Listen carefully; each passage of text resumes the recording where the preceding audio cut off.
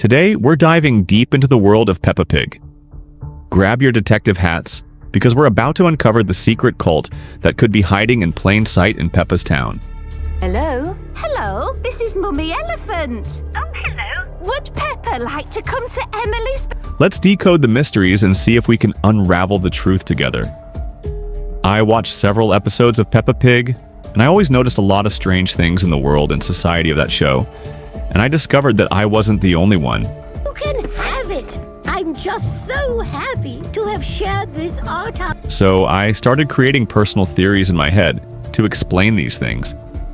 So I came to the conclusion that everything that happens on the show is a big secret cult. So let's move on to the evidence. First evidence, in the entire show, no adult's name is ever said.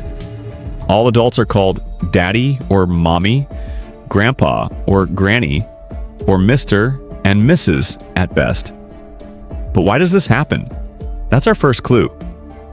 My theory is that every time someone reaches adulthood in the world of Peppa Pig, they change their name, abandoning their old identity as a form of devotion to the cult of which they are part.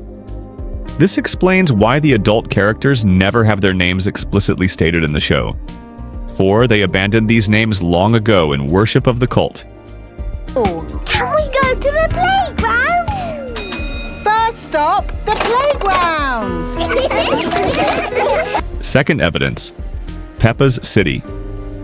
Throughout the show, we see that the city where Peppa lives is full of high hills and isolated from the big city, where the residents' homes are.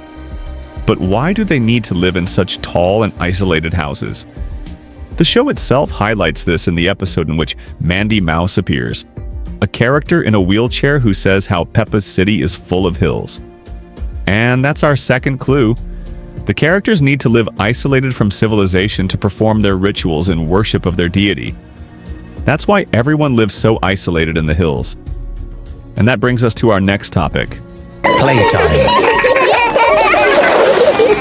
Can you walk on your legs? No, I have my wheel. Third piece of evidence.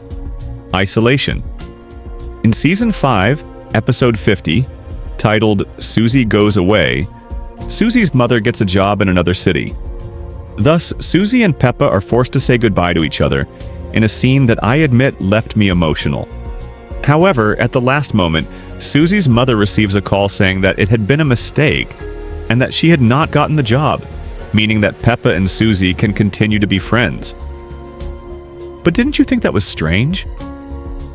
Suzy's mother had just received a new job in another city and was ready to move, but at the last minute it was revealed that everything had been a big misunderstanding. So I came up with the theory that in fact, isolation is part of devotion to the cult, and therefore cult members cannot leave the hills permanently. Therefore, that call that Suzy's mother received was actually a fake call made by the very cult that the residents of Peppa City are part of. Nothing was a coincidence, it had all been planned by the cult. I see. Right. They said I didn't get the new job. So you're not moving away? Some more tomorrow. Right now, we have to go and pack. Oh, bye-bye, Peppa. See you soon. Fourth piece of evidence. Miss Rabbit. In the show, there is a character who is everywhere, watching everything and everyone. Miss Rabbit. She works everywhere and at the same time. But how is this possible? Why do the characters never question this? In fact, it's quite simple. Miss Rabbit is the person responsible for observing and surveilling the cult members to see if they are indeed following the rules and are not trying to escape from the hills. That's why she works everywhere, to be able to watch over everything and everyone in the name of the cult's divinity. But after all, if they are a cult, which deity do they worship? Well, that brings us to our fifth and final topic. We've got baby twins! Wow! It is the next day, and Mummy Rabbit is home from hospital. Hello, can we see the twins, please? Of course, Peppa. Oh, are they boys or girls? Fifth piece of evidence, Mr. Potato. Throughout the entire show, we meet a very strange and unusual character, Mr. Potato. He is literally a giant talking potato who is constantly telling children to eat healthy. The children within the program themselves question Mr. Potato's appearance, wondering how he can exist.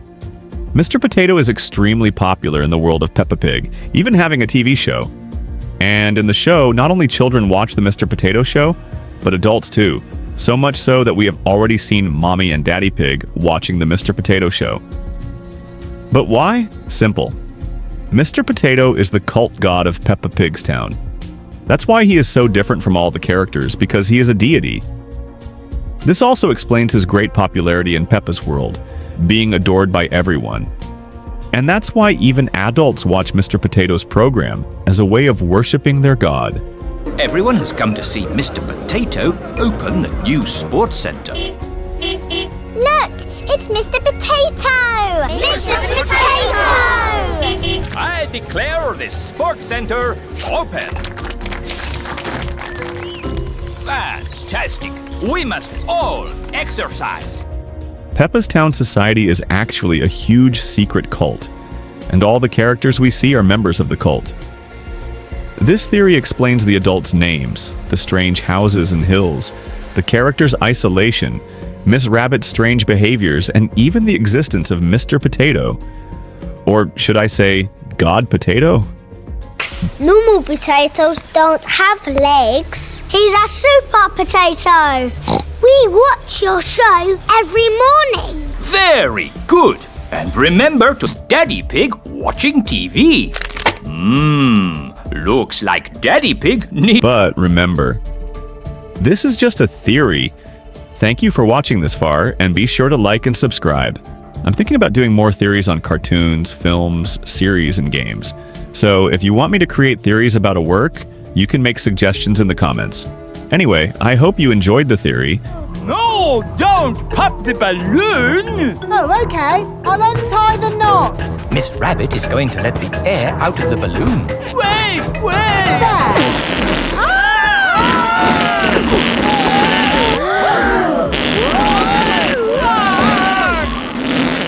Miss Rabbit has rescued Mr. Potato. Thank you!